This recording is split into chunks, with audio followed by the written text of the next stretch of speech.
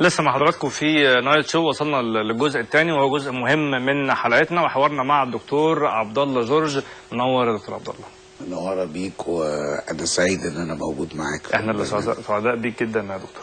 يعني نادي الزمالك الاوراق مرتبه من داخله دلوقتي؟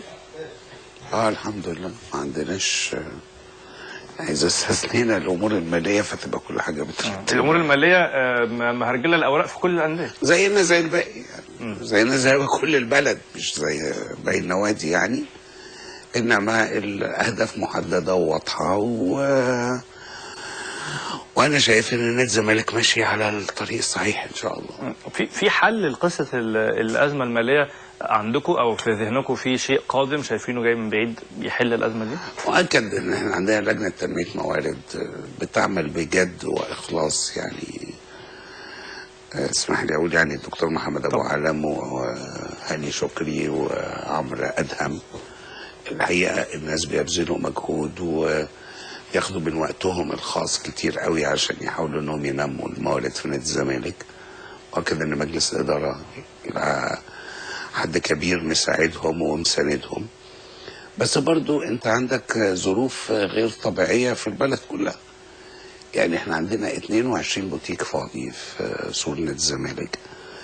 لو احنا في ظروف طبيعية كانت الناس بتضرب بعضها على بوتيكات سور نادي الزمالك. انما احنا النهاردة عندنا أزمة اقتصادية، عندنا كساد جدا في البلد، وده طبعا منعكس على ترويج المحلات بتاعتنا اللي موجودة في سور النادي، اللي هي من أهم مصادر الدخل في نادي الزمالك. خد بقى جنبك بقى إن أنت ما بتلعبش ماتشات، مفيش بس تلفزيوني، مفيش. عندكم ممكن وكالة الأهرام أو الراعي يعني بيبقى برضه متوقف عن الدفع؟ وإحنا كان الراعي العقد بتاعه معمول لمدة سنة واحدة وانتهت بنهاية الموسم، فلينا فلوس عند الراعي.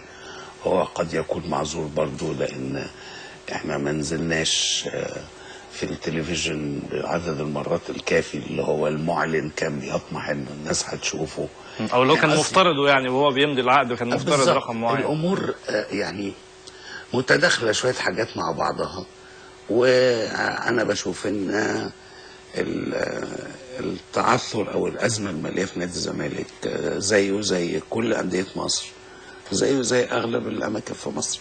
طيب حضرتك اتكلمت قبل ان احنا فتحنا الموضوع ده، يعني موضوع الراعي دلوقتي برضه هي وكاله الاهرام بترى انه العدد زي ما حضرتك قلت يعني كان المفترض مثلا ان نادي الزمالك يظهر في الملعب كم مره؟ عدد مباريات الدوري 18 في 2 36 مره. فده اختلف بقى، اصبح مثلا اقل 15 مره بس تقريبا، وهو موقع على العقد على هذا الاساس، وبالتالي بقى في وجهه نظر انه العقد لازم يعاد الاتفاق فيه او الرقم لازم يتم النظر فيه مره ثانيه. لا معلش، يعني مش نادي الزمالك هو السبب في انه ما لعبش عدد المباريات. ده شيء لازم نحطه في الحسبان.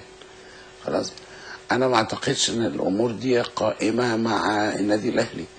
عندهم نفس الازمه يعني اي ثينك هم اصلا عندهم 3 سنين، فيعني وقالوا برضه النادي الاهلي ممكن يزود المده عليه في الاخر، يعني برضه في مناقشات. يعني قصدي ان احنا برضه يعني لا نادي الزمالك اتظلم ولا وكاله الاهرام للاعلان تتظلم، ولازم نوصل لحل وسط. انما برضه ما ينفعش ان انا ليا 10 مليون جنيه ولسه لغايه دلوقتي ما خدتهمش، ما انا برضه عليا التزامات يعني. مش يعني لازم نوصل يكون في اجتماع، وفي اعتقادي ان ده قريب هيكون ما بين الاستاذ ممدوح عباس ووكاله الاهرام للاعلان،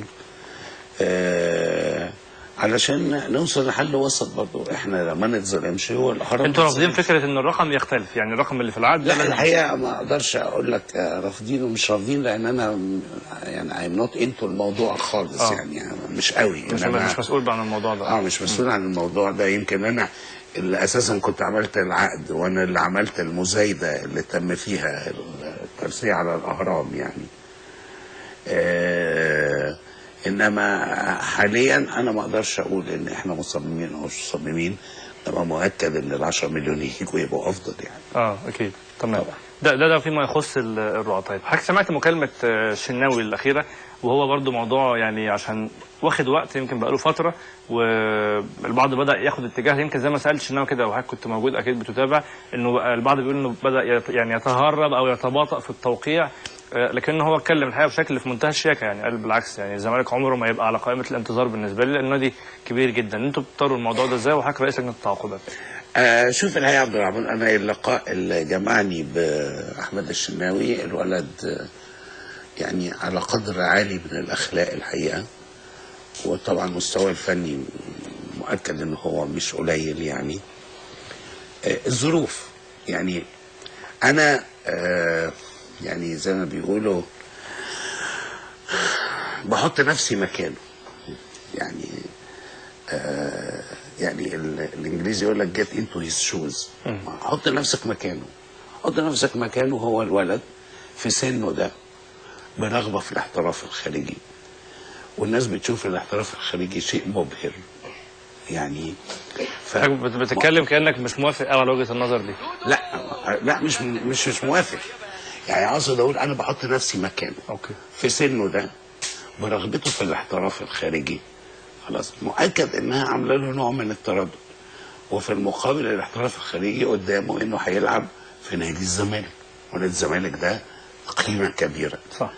رايي انا الشخصي ان هو لو فكر شويه افضل، هيلاقي من مصلحته انه يكون في نادي الزمالك، لان في نادي الزمالك في الفتره اللي جايه اللي احنا بنلعب فيها دور الثمانيه المجموعات في بطوله افريقيا، وانا عندي امل وثقه شديده ان احنا فرقتنا ان شاء الله هتحقق البطوله، يبقى هنروح كاس العالم للانديه. يبقى نتكلم لما نيجي نتكلم من الناحيه التسويقيه لاحمد الشناوي، افضل له يلعب السنه دي مع نادي الزمالك، لان حتى السنه الجايه هو ممكن سعره يزيد في الاحتراف الخارجي، والطلب عليه يزيد اكتر من لو ابتدى يحترف النهارده. لكنه لو موجود في نادي الزمالك وعبد الواحد السيد في افضل حالاته، هيبقى قصه التسويق اللي حضرتك بتتكلم عليها صعبه بالنسبه لي. الكوره محدش بيعرف اللي بيحصل فيها. محدش في يوم من الايام فكر ان في يوم من الايام انت هتروح تلعب مباراه في المغرب واللي يكون حارس المرمى بتاعك جنش. خلاص. ف احنا رحنا لعبنا في كوت ديفوار، والناس كانت اول مره تسمع عن واحد اسمه قطه. الظروف حطت سعيد في الملعب. قطه. ما هو محمد سعيد قطه بالظبط. حطيته في الملعب، وهو الولد مسك في الفرصه. النهارده الناس عرفت يعني ايه سعيد قطه. صح. فالفرصه في الكوره ما بتروحش، بتيجي. وبعدين عبد الواحد السيد، طبعا عبد الواحد السيد حارس المرمى الاول في نادي الزمالك. بالظبط. خلاص. ما انت ما تقدرش تنكر الموضوع ده، لان عبد الواحد السيد حارس مرمى كبير، حارس مرمى دولي، خبرته كبيره جدا، مستوى مميز، كابتن نادي الزمالك، كابتن نادي الزمالك، كل حاجه. انما لا يمنعش ان ممكن برضه هيجي وقت في خلال الفتره دي الشناوي ممكن يلاقي فرصته وممكن يلعب. مش شرط ان يعني وجود عبد الواحد السيد هيحجب مشاركه الشناوي زي ما في ناس كتير بتقول له. يعني هو في ناس اكيد اللي بيتكلموا معاه يقول لك ده الحضري راح ومشي نادي الزمالك ده. يعني عبد الواحد الراجل يعني برضو من النوع اللي يعني هو عايز اي لعيب، ده صح ان هو يبقى نفسه لازم يلعب كل مباراه. هو والله الحضري يجيب رجليه ومشي برجليه يعني، لا حد جابه غصب عنه ولا حد مشى غصب عنه. وانا مش عايز اخش في الموضوع ده، انما كل واحد يخلي روحه في نفسه يعني. ما حدش يتكلم على نادي الزمالك ولا ينصح حد يجي ولا ما يجيش نادي الزمالك. زعلان من الحضري. مؤكد انه دخل في حاجه ما كانش ليه انه يخش فيها. مؤكد يعني انت حل مشاكلك الاول يا اخي. شوف هتعمل ايه في المريخ ولا هتعمل ايه في المواضيع بتاعتك، وبعدين نبقى اتكلم بقى وقول انصح وما انصحش ورأيي ومش رأيي. خلي رأيك لروحك. لكن يعني الشناوي هو بيتكلم بيقول انه بياخد اراء يعني عادي يعني، او وجهات نظر عادي، ولا ما يقولهاش في الاعلام في وجهه نظر. هو اللي طلع ولا في الاعلام، مش انا اللي قلت له يقولها يعني. هو اللي عمل مداخله وهو اللي تبرع انه يقول رايه والكلام ده. وانا بعتقد ان ده لا هو من حقه ولا من وظيفته. يعني انما هو برضو كل واحد حر في اللي هو بيقوله. تمام. طيب هل فعلا يعني طلبتوا من الجهاز الفني للمنتخب انه الشناوي يخرج من المعسكر ولو لساعات قليله ان هو يوقع نادي الزمالك ويرجع؟ الحقيقه كان في محاوله بس ما توفقناش فيها. الحقيقه كان في محاوله ان احنا اللي هو اليوم اللي كان المفروض نتقابل فيه، بس ما كانش في امكانيه ان الناس بتوع المنتخب اعتذروا انهم مش عايزين يخرجوا حد من المعسكر عشان داخلين على مباراه صعبه برضو. وانا واحد من الناس اللي قدرت طبعا اعتذارهم، يعني عندهم حق يعني برضو منطقي. هم داخلين جدا، هم داخلين على ماتش غينيا كسبانه بره خلاص ملعبها، وهم رايحين يلعبوا غينيا في ملعبها، وغينيا برضو فرقه ما هياش قليله يعني.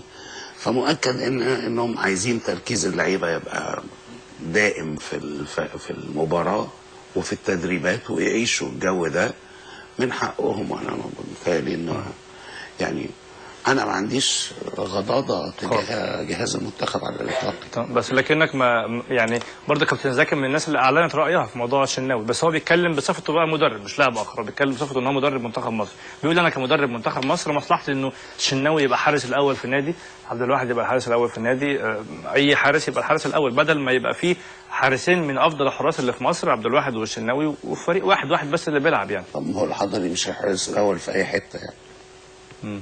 مش كده ولا ايه؟ الحارس الاول في الاتحاد السكندري وفي المريخ السوداني. امتى يعني؟ كان امتى اخر ماتش لعبه مع الاتحاد السكندري امتى؟ مش كده يعني؟ قصدي ما هوش الحارس الاول في نادي، مش كده؟ الحضري مش الحارس الاول في نادي. فيعني مع احترامي وتقديري الشديد لوجهه نظره الفنيه، انما انا مختلف شويه في الموضوع. لكن ده لما قلت انك ما عندكش يعني ايه ضيق ناحيته هو لانه المدرب. ما عنديش اصل وجهات نظر، والخلاف في الراي لا يفسد للود قضيه. انا ممكن اختلف معاك في وجهه النظر بس ما بزعلش منك لان احنا مختلفين بالظبط، يعني شيء طبيعي يعني. تمام. عبد الواحد السيد بقى على المستوى الاخر، هل يعني قصه الشناوي خليته يقعد يتكلم معاك او يدردش معاك او زعلته من ناحيه او ضايقته؟ لا خالص ما اتكلمناش فيها خالص. انا لسه اخر لقاء ليا مع عبد الواحد امبارح علشان خاطر نخلص موضوع التعاقد ونجهز العقد وكل الكلام ده. ما فتحناش خالص سيره الشناوي ولا هتتفتح. اصل ده شيء طبيعي يعني. ما هوش انت اللي بتجيب الشناوي، هو مش ضد عبد الواحد السيد. انت بتجيب نادي الشناوي تدعيم لمركز حراسه المرمى في الزمالك. فهو مين اللي قال ان ده ممكن يكون ضد عبد الواحد السيد؟ اللي هيقول ان ده ضد عبد الواحد السيد يبقى واحد مجرد انه بيحاول يعمل مشكله جوه نادي الزمالك من المشكله. واحنا يعني كتير متعرضين للكلام ده. انا حاسس ان حضرتك يعني لهجتك حتى فيها فعلا يعني ايه دي من امور كثيره باختصار يعني. لا مش دي من امور كثيره يعني. انا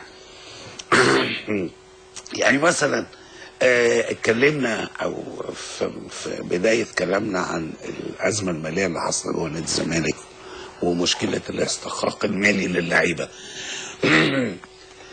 احنا لازلنا الى ساعتنا هذه اكتر نادي دفع للاعيبته فلوس من عقودهم بتاعت السنه الماضيه الغير الاستثنائيه الغير طبيعيه. السنه اللي اتلغت في نصها. السنه اللي اتلغت. في انديه تانية ومنافسه وكبيره دفعت اقل كتير من اللي احنا دفعناه. انا ما سمعتش حاجه عن الانديه التانية دي. انا شايف ان نادي الزمالك هو اللي موجود على المواقع وموجود على صفحات الجرايد وموجود معرفش ايه وموجود ايه ومشاكله ومين وفلان وفلان وده عامل مشكله وده معترض وده مش جاي وده كل الشغلانه دي. في حين ان في نوادي اخرى عندها مشكله قد تكون اكثر مننا انما احنا ما بنسمعش عنها.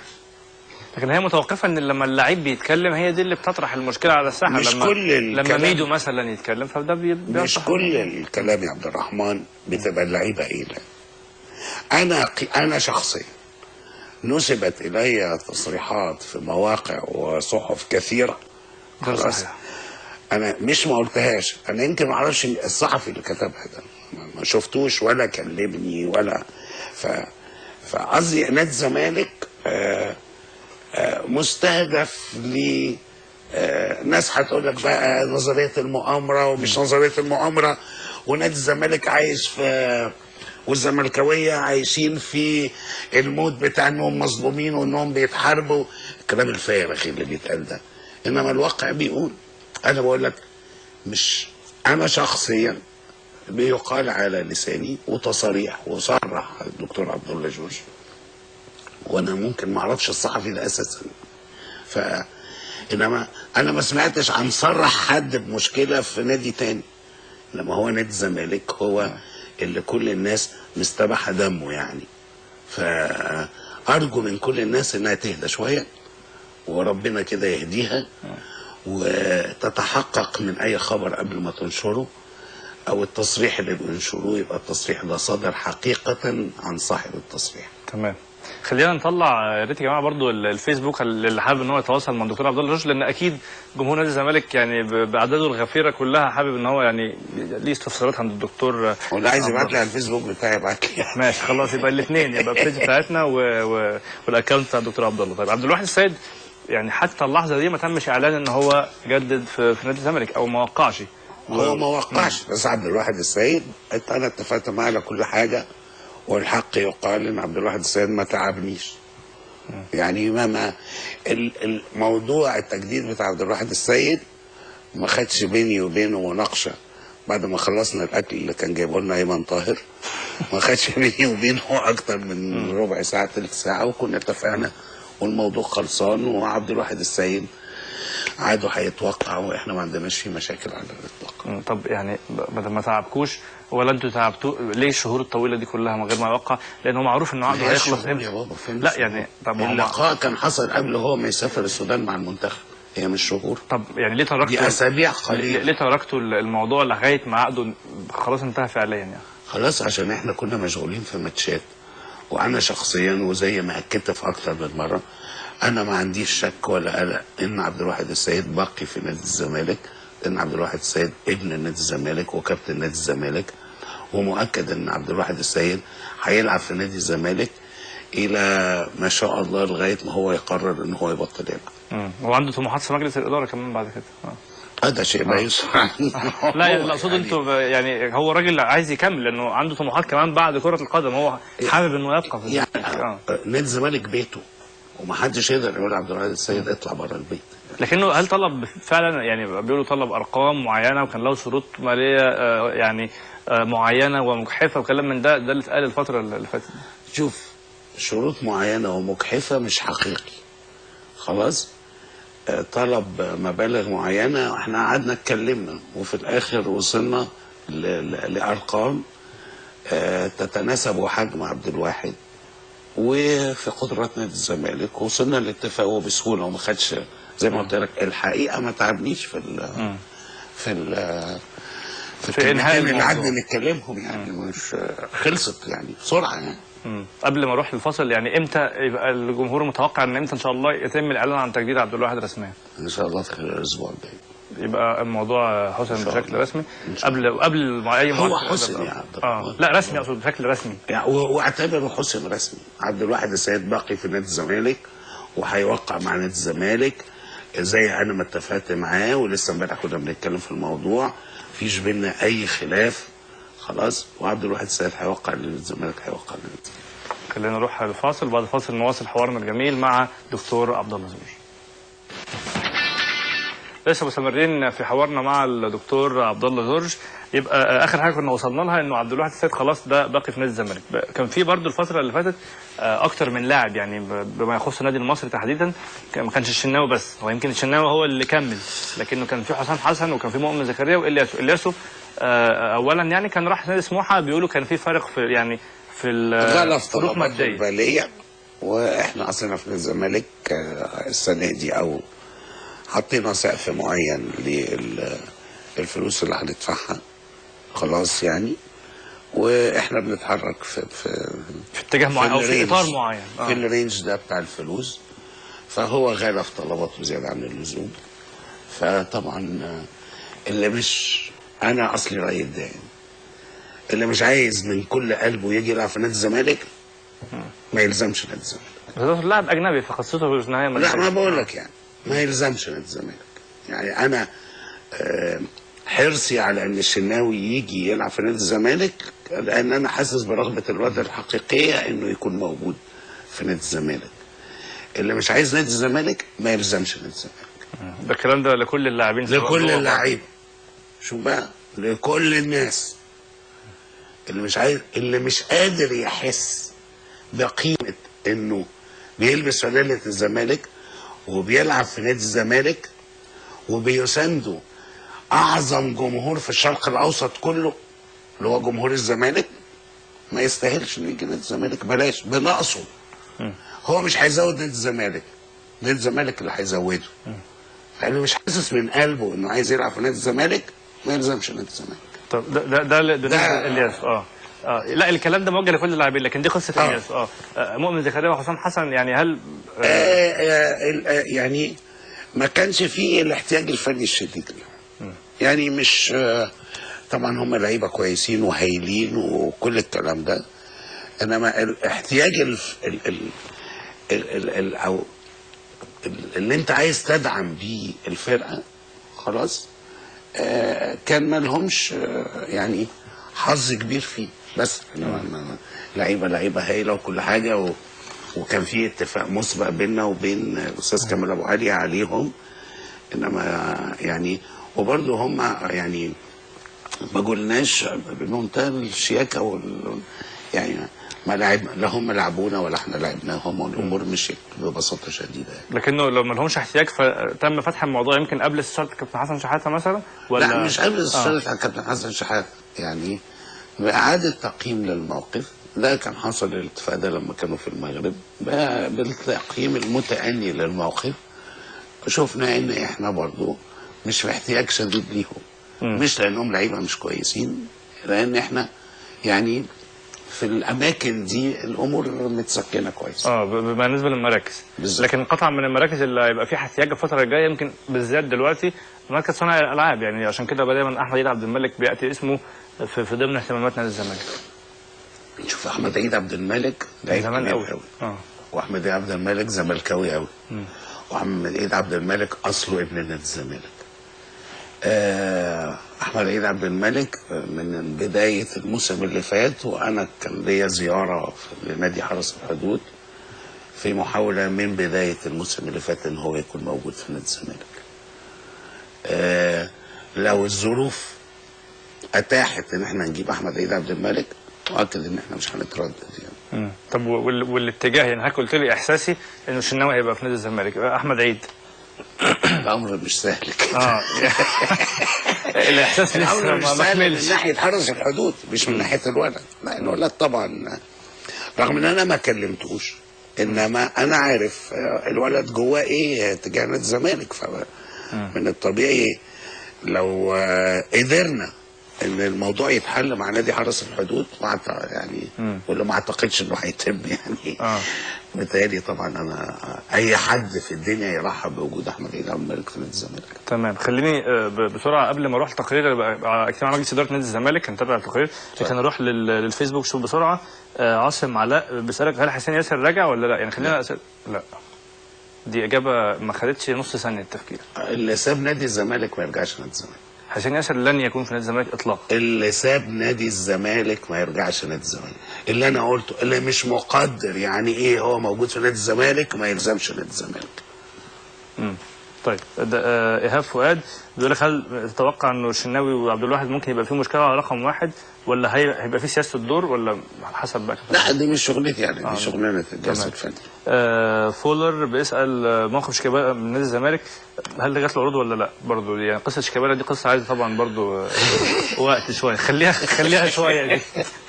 خلينا نروح لاجتماع مجلس اداره نادي الزمالك في صوت وصوره ونتابع حوارنا مع دكتور عبد الله زور. خلينا نبدا من حيث انتهى كلام كابتن حازم. قصه شيكابالا بيقول جاي له عروض كثيره من اكثر من نادي، لكن الاعاره فقط. يعني اولا موقف عدم بيع شيكابالا ده نهائي، لازم اعاره بس نهائي. طب شيكابالا اعاره، شيكابالا فاضله في عقده سنتين، فهو الموضوع هو الاعاره في السنه الجايه. يعني انما موضوع البيان النهائي مش وارد على الاطلاق. مش وارد ايا كان الرقم؟ ايا كان الرقم. طب سمعت برضو ان يعني تصريح لوكيل شيكابالا، او هو ما بيتكلمش الراجل خالص، لكن كان الكلام اللي اتقال انه مش حابب فكره الاعاره، بيقول لو كده امشي، يا بيع نهائي يا اكمل في نادي الزمالك. انا ما سمعتش الوكيل بتاعه بيقول الكلام ده. لكنه لو ده اتجاهه، يعني خلينا نقول مثلا انه برضو الاعاره ليها كذا بند، ان النادي انتوا تقبلوا العرض وان هو برضه يتقبل العرض، يعني من حقه ان اللاعب ان هو بيرفض اعاره. في الاعاره من حق اللاعب او مش من حق، لازم اللاعب يوافق على الاعاره اللي هو رايحها، ولازم النادي يوافق على الاعاره اللي هو رايحها.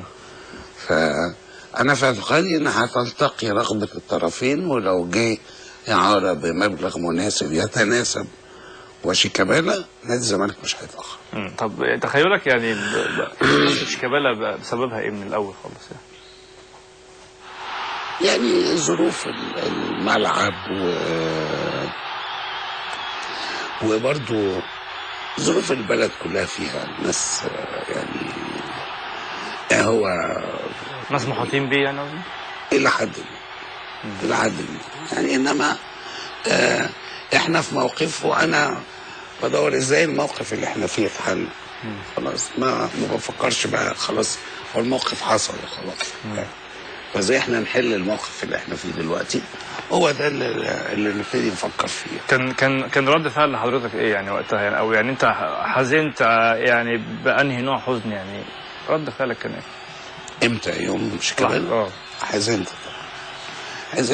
احنا كنا كسبنا خلاص، وكلنا فرحانين ان احنا طالعين دور الثمانية وكل الكلام ده. فالحقيقة كان يعني حاجة ضيعت الفرح. فحزنت. احنا بقالنا سنين طويلة ما وصلناش، لو كنا وصلنا دور 16 ويا دوبك احنا داخلين دور الثمانية، والحمد لله الفرقة واقفة على رجليها وبتعمل ماتشات كويسة. يعني ماتش المغرب هناك وماتش المغرب هنا وماتش كوت ديفوار العودة هناك بتاع 2-1 وكل الكلام ده. فكنا كلنا فرحانين بالموقف، انما مؤكد اللي حصل ضيع البهجة، يعني ضيع الفرحة. جاي عروض من ايه مثلا لو ممكن نعرف، يعني العروض اللي جايه؟ الحقيقة في نادي من الامارات بيتكلم، في نادي من اسبانيا اتكلم، وانا لسه من يومين جالي واحد بيطلبه لنادي في البرتغال. انما الحقيقه يعني كل الناس بتعمل بيك اتصالات، بتتكلم في مبالغ وبتتكلم في كل الكلام ده، انما انا مؤكد هو ما حدش هيبعد غير لما انت توصل معاه في النهايه لاتفاق على المبلغ. هو مش يبعت وانت تقول له لا والكلام ده. ف يعني لما هنوصل لاتفاق، انما في ناس طالباه في ناس طالباه، ده لا جدال في هذا. طيب. انما لسه ما وصلناش لاتفاق. مفيش ارقام جت على المقابل. لا، اتعرضت علينا ارقام واحنا عرضنا ارقام وكل الكلام ده، انما في النهايه ما وصلناش مع حد لرقم محدد عشان يبعت عليه. طموحكم ايه يعني في ما يقترب من كام في السنه الاعاره للشيكابالا؟ ما يقترب من 10-12 مليون. دي نادي الزمالك غير اللي هو هياخده؟ غير اللي هو هياخده. يعني اللي عايز شيكابالا هيضطر انه يدفع مثلا فوق ال 12 مليون بمستحقات شيكابالا، ما يعدي 15 مليون. الغاوي نقط بطيب. تمام. ده بالنسبه لشيكابالا. الكابتن حسن شحاته استقالته ورجوعه عنها يعني عطلتكم شويه؟ عطلتنا في ايه؟ عموما يعني برضه انتوا اكيد بتستعدوا للموسم الجديد، سواء معسكر سواء صفقات سواء كلام من ده، ولا يعني لا، الامور كانت ماشيه. الامور كانت ماشيه وهو الحقيقه يعني مجلس الاداره تعامل في موضوع حسن شحاته كويس خالص. وطبعا حسن شحاته بانتمائه الشديد والقوي لنادي الزمالك مع مجلس اداره بيدور على مصلحه نادي الزمالك، قدروا في النهايه ان سحابه الصيف دي تنقشع والامور تستمر. طيب، من ضمن برضو الاسامي اللي كانت اتقالت او مرتبطه بنادي الزمالك شريف حازم برضو مدافع، ولا ده؟ لا مش وارد. مفيش اصلا. لا خالص. انا بحترم الصراحه. ما هو ده اللي انا بقوله لحضرتك، ده اللي هي الاخبار اللي هي يعني انا مش معنى ان انا يجي وكيل اللاعبين يعرض عليا لعيب يبقى نادي الزمالك هيجيب اللعيب ده. بالظبط. يعني انا شخصيا في فتره الانتقالات الشتويه الاخبار خلتني اشتريت نص لعيبه مصر. تمام. خلاص. يعني انا ما اعرفش انا فيها حاجه، هل هي عيب هل هي ميزه، انما انا ما بتكلمش على لعيب ولا بقول في لعيب جاي الا لما يخلص، لما يمضي. وده الصح يعني، ده الاحترام. وما بحبش اقول اللعيب ده هياخد كام، ما يخصش حد هياخد كام. لا وده مظبوط. لكن هل المشاكل الماليه ان عامله لكم عوائق شويه وانتوا بتتفاوضوا مع الانديه على اللاعبين؟ مؤكد يعني الفلوس اساسيه في كل حاجه، مقدم كحاجه زي كده يعني بتبقى مشكله شويه. الفلوس اساسيه في كل حاجه، مش عايزه كلام. يعني انت اصل الكوره بقت منظومه عمل، بقى بيزنس، فمؤكد ان لازم الناحيه الماديه في العمل يكون لها تاثير. انما احنا كانت تخطيطاتنا كلها ماشيه، يعني احنا كنا بنتعاقد وبنقول ارقام، احنا شايفين في التقدير بتاعنا الفوركاستنج ان الفلوس دي جايه. الظروف استثنائيه وغير طبيعيه تماما هي اللي قلبت الدنيا. فهو ده اللي عامل شويه القلق، انما غير كده انا بشوف ان احنا في خلال السنه اللي فاتت سواء في الانتقالات الصيفيه او في الشتويه احنا عملنا يعني حاجه كويسه قوي الحقيقه، دعمنا الفرقه كويسه خالص. نور السيد واسلام عوض لسه برضو بقيه مستحقات الانديه عالقه شويه، ودي يمكن خلت نادي انبي مثلا ابتدي يقول ان هو لازم يتقدم بشكوى، لانه عشان يعني على الاقل ما يبقاش عنده مساءله قانونيه في عدم تحصيل الفلوس دي. هل هتنتهي قريبا ولا واصله لفين يعني؟ مؤكد ان احنا لازم نسعى لانهائها يعني. واصل الموقف ده برضو مش معنا احنا بس، احنا والنادي الاهلي يعني برضو في وليد سليمان. ما هو يعني ده اللي انا بقوله. بس انا حضرتك قاعد معايا حضرتك عضو مجلس لا يا حبيبي انا ما بقولش يعني عليك، عشان كده بتكلم معاك في نادي الزمالك، لكن ده وليد سليمان فعلا موجود. انا بقول على اللي بيتنشر في الجرايد، يعني اتنشر في الجرايد ان المشكله مع نادي الزمالك. لا واحنا قلنا هنا والله ان في مشكله مع حضرتك اللي قلت، انما في ناس كتير قوي ما قالتش، وده اللي انا بقصده. تمام. فمشكله امبي معانا ومع النادي الاهلي مثلا، خلاص. ومؤكد بتتكلموا معاهم يعني بحضرتك او في مفاوضات ما بين او في مناقشات بين الناديين؟ مؤكد ان في اتصالات يعني على مستوى الادارات قائم، يعني ما هو لازم هم ليهم حق واحنا معذورين. يعني ما هي ففي يعني حل وسط بتوصل البيضه ولا الفرخه. تمام. تمام. ميدو برضه دلوقتي وضعه انه هيرحل نادي الزمالك او رحل خلاص عن نادي الزمالك، ولا عايزين تبيعوه، ولا هو فسخ عقده؟ لا رحل خلاص فسخ عقده مع نادي الزمالك. مش فسخ عقده، يعني اتفقنا على انهاء التعاقد خلاص. ولازم استحقاقاته تتسوى، لازم. هم 5 مليون جنيه مش بالظبط كده، 4,700 تقريبا، مش بالظبط برضه. لكنه هيحصل عليهم لازم. طب يعني هو بيقول هيشتكي وكلام من ده. ميدو ما يشتكيش نادي الزمالك. ميدو زملكاوي مدرجات زي كده. ميدو ما يشتكيش نادي الزمالك. وعندك ثقه ان ميدو مش هيشتكي نادي الزمالك؟ لا ميدو ما يشتكيش نادي الزمالك خالص يعني. تمام. الفترة اللي جاية برضه حضرتك شايفها بقى ازاي، يعني سواء دوري المجموعات في افريقيا، يعني مش متفائل بالفترة دي ولا الامور المالية برضه؟ متفائل جدا. تشيلسي الغاني وعندي ثقة شديدة في الجهاز واللعيبة. عندي ثقة انهم هيحققوا امل طال انتظاره من سنة 2002، يعني بعد 10 سنين. انا عندي ثقة كبيرة ان هذا الجهاز واللعيبه دي هتحقق املي انا الشخصي وامل جماهير نادي الزمالك كلها بصفتي احدهم، يعني في انهم يحققوا بطوله افريقيا السنه دي ان شاء الله. نادي تشيلسي الغاني اول العقبه في افريقيا، لكن كلام كتير قوي بيتقال عن الملعب بتاعهم لا يصلح، انه نادي الزمالك اعتقد قدم شكوى للاتحاد الافريقي من الملعب وفقا لتقرير السفاره اللي جاي من هناك ان الملعب صعب جدا غير مؤمن. سايرين في الاتجاه ده؟ الحقيقه يعني انا عرفت ان جت حاجه تفيد ان الملعب هناك زي ما حضرتك بتقول مش مؤمن، ظروفه صعبه شويه وظروفه صعبه والكلام ده. بس في النهايه انت عندك لجنه في الاتحاد الافريقي هي اللي هتقرر صلاحيه الملعب من عدمه، يعني على دول يعني ما الاتحاد الافريقي مثلا ودى امبي يلعب في مالي والدنيا والعه يعني يعني فمش متوقع قوي ان في الاتحاد الافريقي النهايه يعمل حاجه ما يعني. اعتقد انا رايي الشخصي ما اعتقدش ان الاتحاد الافريقي هيغير حاجه. تمام. طب خلينا نتكلم اخيرا، يعني حاجه الناس بتحب قوي الحاجات دي، مين اكتر لعيب في نادي او في اكتر لعيب حضرتك تفاوضت معاه عشان يجي تعبك يعني خدت وقت ده على مدار بقى التاريخ؟ مين اكثر لعيب عايز افتكر بس انا اتفاوضت مين ومين اصلهم كتير يعني.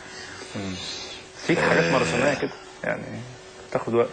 يمكن اكثر حاجه خدت وقت موضوع الشناوي، بس موضوع الوقت يعني كوقت يعني كمدى زمني في ان الموضوع لم يحسم يمكن الشناوي، انما الشناوي قعدنا شويه يعني على ما وصلنا للاتفاق النهائي يعني، انما ما اقدرش اقول عليه انه تعبني يعني ما مش اصلا عندي طولة بال شويه يعني. طب مين اللعيب اللي كنت مبسوط يعني كنت سعيد وانت داخل بيه نادي الزمالك قوي يعني؟ أليكسيس مندو.